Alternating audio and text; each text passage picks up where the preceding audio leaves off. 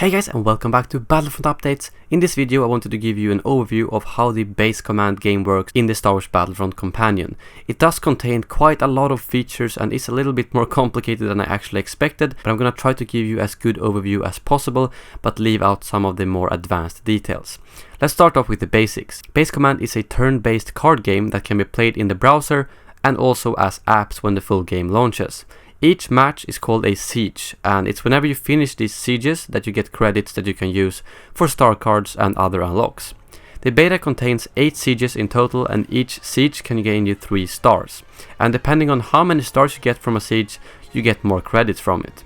When you play base command, you will have 2 decks of cards, one with star cards and one with unit cards. These unit cards, shown to the right on the screen, are randomized at the start, and they are not based on your own decks. These are the units that you deploy on the game board to defend your base from the Empire's forces. To the left we have the actual star cards. These are based off your own personal deck. At the start you have a starter deck, but you do have 2 customizable decks that you can make yourself and add whichever cards you like. Now, to try and give you an overview of the actual game. So as you can see, we have a base. This base has 10 health, and your goal is simply to not let it die during a siege. Your base also has shields around it, and these shields goes down whenever an enemy unit crashes into it, but doing so also damages the enemy unit. During each turn you will start off with 3 star cards and 3 unit cards drawn from your decks. These cards replenishes each round, so if you've only used 2 of them the round before, that means you'll get 2 new cards the next round. During each turn, you can use as many cards as you want to stop the Empire's forces. And when you're finished, you simply press end the turn and the Empire forces will move in closer to you. The different units you have different ranges. To give you an example, the Rebel Soldier can only attack units that are 1 sector away from the base, whereas the X-Wing can attack people further away. So if you want to engage in battle, you simply select your unit card and then press on the unit you want to attack. When you hover above the enemy, you can see how much damage you are estimated to do to that unit during a battle. But that does, however, not take critical hits or dodges into consideration, so it's not always a guarantee to be correct. When the 2 units engage into combat, they will battle until one of them dies or until they run out of attacks.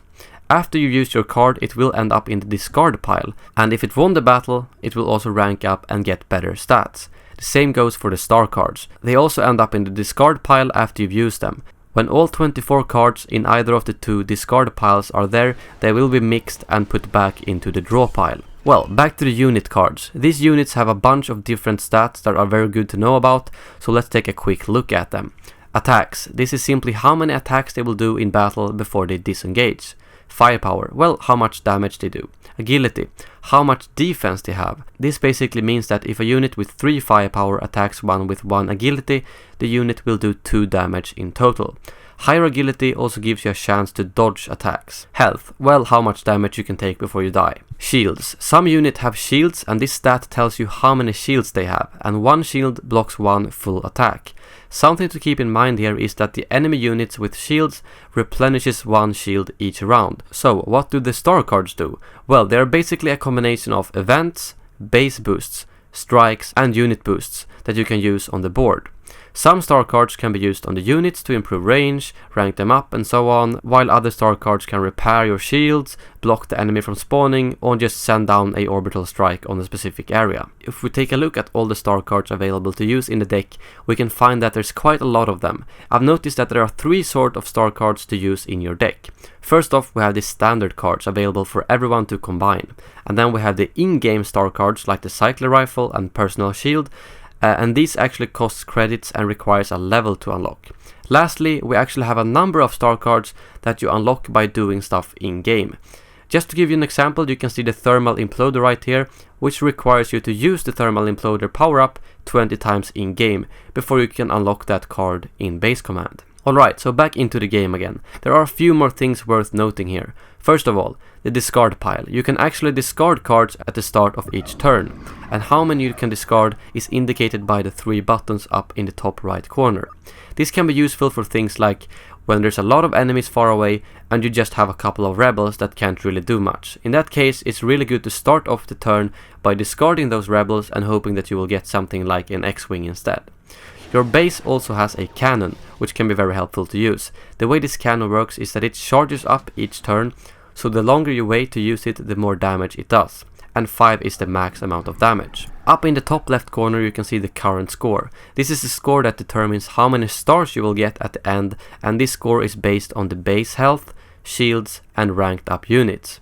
There's also a score multiplier, as you can see, and this multiplier increases every time you kill 4 enemies, but if one of your units die, it will go down by 1 point. So you need to be very careful with your units if you want to gain 3 stars. Well, that should give you guys a pretty good overview of the base command. You simply need to kill all of the enemies on a siege to win. But as you might have noticed, there are a lot of stuff going on here, but after you know these basics, you can simply play the game for yourself and you will develop tactics and strategies to beat the sieges yourself. I hope that you found this video informative, and if you did, don't forget to leave some feedback below. Thank you guys so much for watching, and as always, may the force be with you.